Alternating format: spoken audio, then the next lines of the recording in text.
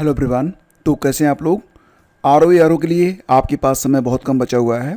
इस बार आयोग ने कुछ सुधार किए हैं। जैसे कि इस बार एक सुधार ये भी हुआ है कि अब जो प्रश्न पूछे जाएंगे तो उसमें गलतियों की संभावना बहुत कम रहेगी। पैनल में जो है बदला गया है और ये कहा गया है कि प्रयास ये होना चाहिए कि जो एक परंपरा रही थी कि प्रश्न गलत होते थे, उसके उत्तर अक्सर बदले जाते थे और उत्तर पर कई बार विवाद भी होता था। तो ये कोशिश की जा रही है कि गलत उत्तर वाला जो मैटर था वो लगभग समाप्त हो जाए। अब अगर ऐसा होता है तो कई सारे विवाद जो है ना वो स्टार्ट ही नहीं होंगे।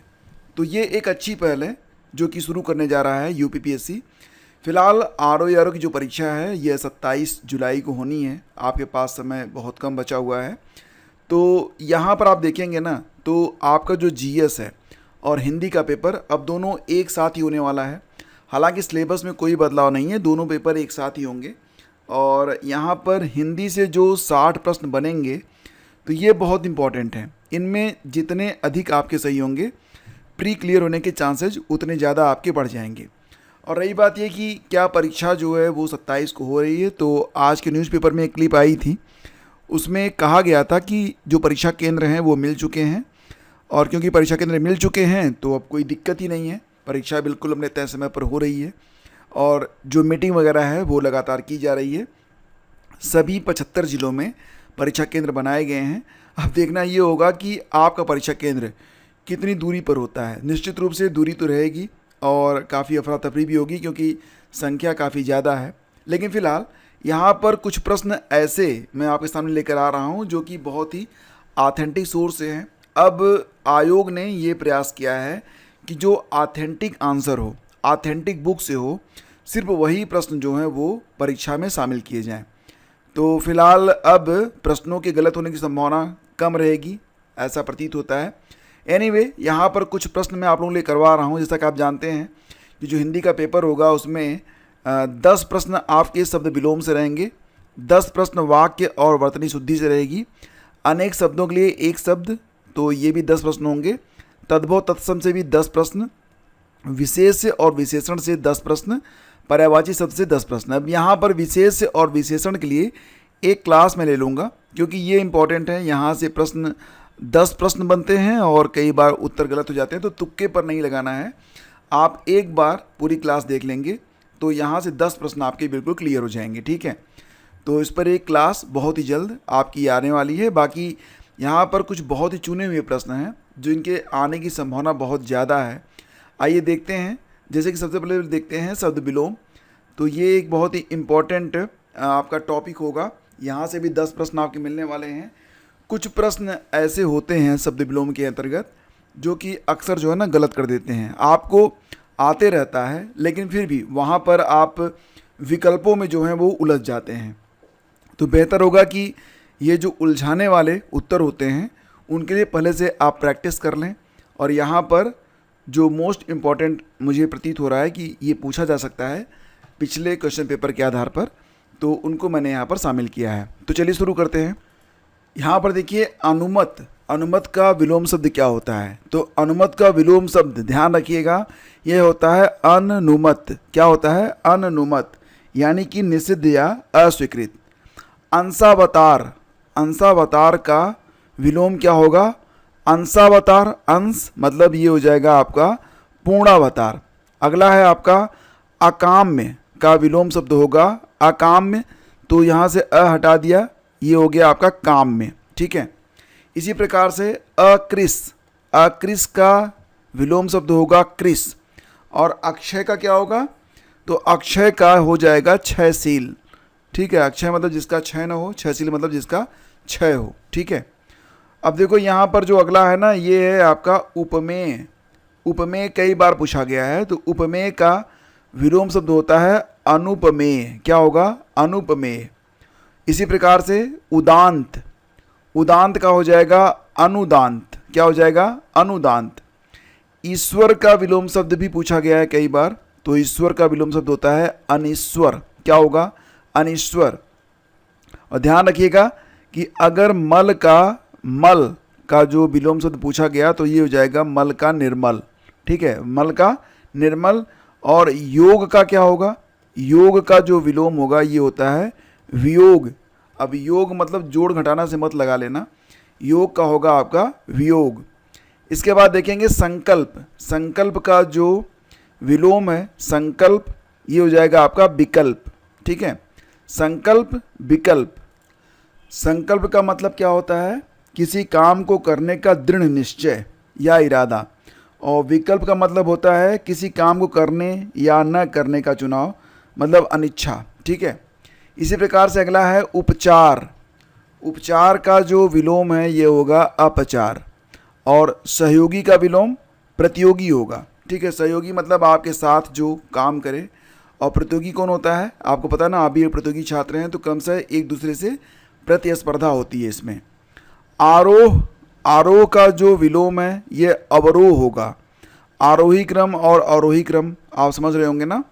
आरोह क्या होता है, छोटे से बड़े की ओर जाता है, अवरोह क्या होता है, ऊपर से नीचे आता है। ठीक है, इसी प्रकार से है आपका आरोहण और अवरोहण।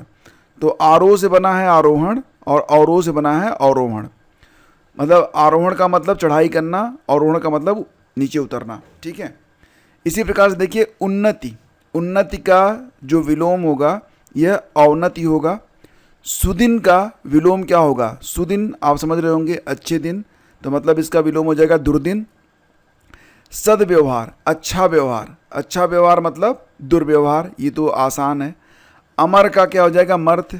अवशेष का क्या होगा निःशेष होगा, ये कई बार पूछा गया है तो थोड़ा ध्यान दीजिएगा आप लोग इस पर। ये अवशेष का क्या होता है तो निशेष होता है, निशेष। अश्लील का क्या होगा, अश्लील का हो जाएगा श्लील, श्लील।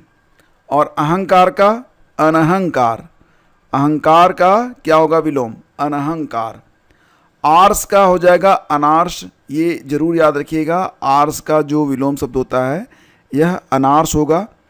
ईप्सित का विलोम शब्द हो जाएगा आपका अनीप्सित। और उक्त, उक्त का जो विलोम होगा ये क्या होगा अनुक्त होगा। ठीक है, अगला देखते हैं उदग्र। उदग्र का विलोम शब्द क्या हो जाएगा बताइए। इसका देखिए अनुदग्र या अधोगामी, दोनों में से कोई एक ऑप्शन रहेगा तो सही रहेगा। तो उदग्र का अधोगामी भी सही है, अनुदग्र भी सही है।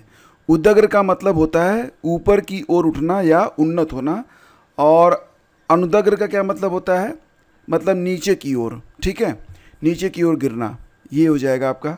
रित का जो विलोम होगा यह अनृत होता है। रित का क्या होता है अनृत। रित का मतलब क्या होता है, रित का मतलब होता है सत्य या प्राकृतिक अवस्था।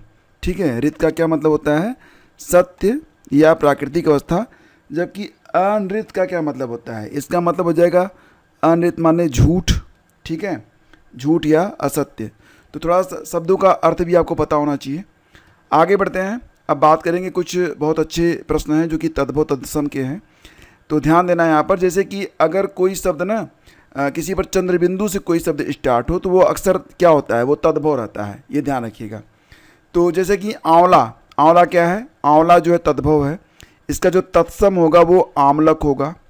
आंसू ये भी तद्भव है, इसका जो तत्सम है वो अश्रु है। गंवार का तत्सम होता है ग्रामीण या ग्रामकार। इसी प्रकार से भौरा भी क्या है तद्भव है, इसका जो तत्सम होता है वो भ्रमर रहता है। तो ध्यान रखिएगा कि जिस शब्द में चंद्रबिंदु हो वह निश्चय ही क्या होता है तद्भव रहता है। तो चंद्रबिंदु वाले क्या होते हैं ये तद्भव रहते हैं, ध्यान रखिएगा। इसी प्रकार से देखिए जो हाथी है ना, हाथी, हाथी का जो तत्सम है वो हस्ती होता है, ध्यान रखिएगा इसको। और हल्का का तत्सम होता है लघुक, हल्का का क्या होता है लघुक। हिलना का ध्यान रखिएगा, हिल्लन, थोड़ा सा हंसी आएगी आपको लेकिन ध्यान रखिएगा, हिलना का क्या होता है हिल्लन, हिल्लन जो है तत्सम है। और हींग का जो तत्सम है वो हिंगू है, हिंगू, हींग जो है वो तद्भव शब्द है, हिंगू ये जो शब्द है हिंगू यह तत्सम है। आँख का तत्सम होता है अंक, कांटा का तत्सम होगा कंटक, और बांध का क्या होता है बंध। इसी प्रकार से झट का जो तत्सम है वो झटिति है। झट क्या है यह तद्भव शब्द है, झटिति इसका तत्सम है। इसी प्रकार से झरना भी तद्भव है और इसका जो तत्सम है वो होता है निर्झर। टिटहरी पक्षी होती है ना, टिटहरी भी तद्भव है, इसका तत्सम होता है टिटिब्भी। क्या होगा? टिटिब्भी। और अटखेली, अटखेली एक तद्भव शब्द है, इसका जो तत्सम होता है वो अष्ट क्रीड़ा या अष्टकेली होगा। ठीक है। आषाढ़ का तत्सम होगा आषाढ़। थामना का होता है स्तंभन, ये ध्यान रखिएगा। थामना का होता है क्या? थामना का तत्सम है स्तंभन। इसी प्रकार से थोड़ा, थोड़ा का जो तत्सम होता है ये स्तोक होता है। क्या होता है? स्तोक। यह का तत्सम एस होगा और यहाँ का तत्सम अत्र होगा। ठीक है। अब कुछ महत्वपूर्ण वाक्यांशों के लिए एक शब्द देखिए, यहाँ से भी प्रश्न आएंगे, 10 प्रश्न होते हैं यहाँ से। ये बहुत बार पूछा गया प्रश्न है, गलती मत करिएगा। अब देखिए, जैसे मान लेते हैं ना, ये आपका पहाड़ है। ठीक है, ये आपका पहाड़ है। अब यहाँ पर देखेंगे, मान लेते हैं ये पहाड़ है। अब ये पहाड़ हो गया आपका ना, तो ये ज़मीन हो गई आपकी। चलो, ये ज़मीन हो गई। अब देखो यहाँ पर पहाड़ के ऊपर की जो समतल भूमि है, यहाँ पर देखिए आप, समतल भूमि दिख रही है ना थोड़ी सी, ये पहाड़ के ऊपर है। इसको क्या कहेंगे? इसको कहेंगे अधीत्यका। पहाड़ के ऊपर की जो समतल भूमि है उसे क्या कहेंगे? अधीत्यका। और पहाड़ के नीचे की जो समतल भूमि आपको यहाँ पर दिखाई देगी, जिसको घाटी कहते हैं, आप तराई कहते हैं, ये क्या होता है? ये होता है आपका उपत्यका। तो अधीत्यका और उपत्यका कई बार पूछा गया है। महल का जो भीतरी भाग होता है उसके लिए एक शब्द क्या है? अंतःपुर।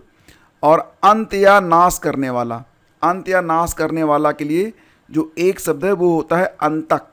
अंतक मतलब अंत या नाश करने वाला। कंधों के बीच का भाग या वक्षस्थल जिसे आप कहते हैं, उसके लिए एक शब्द है अंतरांश। क्या है? अंतरांश। और दो मकानों के बीच की गली, अब देखो एक मकान आपका मान लो ये हो गया और इसके बाद एक दूसरा मकान यहाँ पर हो गया आपका। ठीक है। अब बीच में जो ये गली जा रही है इसको क्या कहेंगे आप? दो मकानों के बीच की गली को कहते हैं अंतरिका। क्या कहेंगे आप? ये बीच में जो गली होती है ना, इसको क्या कहेंगे आप? अंतरिका कहेंगे, अंतरिका। और पृथ्वी का वह भाग जो दूर तक समुद्र में चला गया हो उसे कहते हैं अंतरीप। अंतरीप भी याद रखिएगा। और जो किसी वस्तु के अंदर दृढ़तापूर्वक विद्यमान या अवस्थित है उसके लिए एक शब्द होगा अंतर्निविश। अंतर्निविश। और नीच जाति का व्यक्ति, चांडाल जिसे कहते हैं, इसके लिए एक शब्द है अंतावशायी। क्या नाम है? अंतावशायी कहेंगे। अंतिम शूद्र वर्ण या हीन जाति से जो जन्मा हो, एक शब्द होगा इसका अंत्यज। और सुंदर अंगों वाली स्त्री को क्या कहेंगे? अंगना। अंगना कहेंगे सुंदर अंगों वाली स्त्री को। जो सबसे छोटा न हो, जो सबसे छोटा न हो उसे क्या कहेंगे? अकनिष्ठ। क्या कहेंगे? अकनिष्ठ। और न घबराने वाला व्यक्ति अकातर। कातर मतलब घबराया हुआ, अकातर मतलब जो न घबराए। ठीक है। तो न घबराने वाला व्यक्ति क्या है? अकातर। लाभ या सूद न लेने वाला, इसे कहेंगे अकुशीद। क्या कहेंगे? अकुशीद। ठीक है। जो जोता बोया न गया हो, जो जमीन जोती बोई न गई हो उसे कहेंगे अकृष्ट या अकृषित। ठीक है। और बिना हल जोते उगने वाली फसल को क्या कहते हैं? बिना हल जोते उगने वाली फसल क्या कहते हैं? अकृष्ट पच्या। अकृष्ट पच्या। और वह भूमि जो पहले न जोती गई हो उसे कहेंगे अकृष्ट पूर्वा। तो ध्यान दीजिएगा, जो जोता बोया न गया हो उसे अकृष्ट कहेंगे। बिना जोते बोए कोई फसल उग जाए उसे कहेंगे अकृष्ट पच्या। और जो ज़मीन पहले जोती न गई हो उसे कहेंगे अकृष्ट पूर्वा। चारों अंगों से सुसज्जित होना, इसे कहेंगे अक्षौहिणी। क्या कहेंगे? अक्षौहिणी। अक्षौहिणी सेना का उल्लेख अक्सर कौरव पांडव के बीच जो लड़ाई हुई थी महाभारत का, उसमें वर्णन होता है। तो चारों अंगों से सुसज्जित होना मतलब अक्षौहिणी। जिसका ज्ञान इंद्रियों से न हो, यानी कि जो दिखाई न पड़े, उसे कहेंगे अगोचर। और इंद्रियों के अनुभव से परे उसे कहेंगे अतीन्द्रिय। क्या कहेंगे? अतीन्द्रिय। समाचार पत्र में लिखा जाने वाला जो मुख्य लेख होता है, जिसे आप संपादकीय कह देते हैं, उसके लिए एक शब्द होता है अग्रलेख। इसे कहेंगे अग्रलेख। तो ये कुछ अच्छे प्रश्न हैं, आगे आपकी क्लास चलती रहेगी। अगर आप चाहते हैं कि सीरीज चलती रहे तो इसे लाइक और शेयर जरूर कीजिएगा, क्योंकि जितने अधिक लोग जुड़ेंगे ना उतना ही अधिक मैं आपको, मतलब मुझे भी मोटिवेशन मिलता है कि चलो लोग पढ़ रहे हैं तो पढ़ाने का मन भी करता है। Thank you. Please do like and share.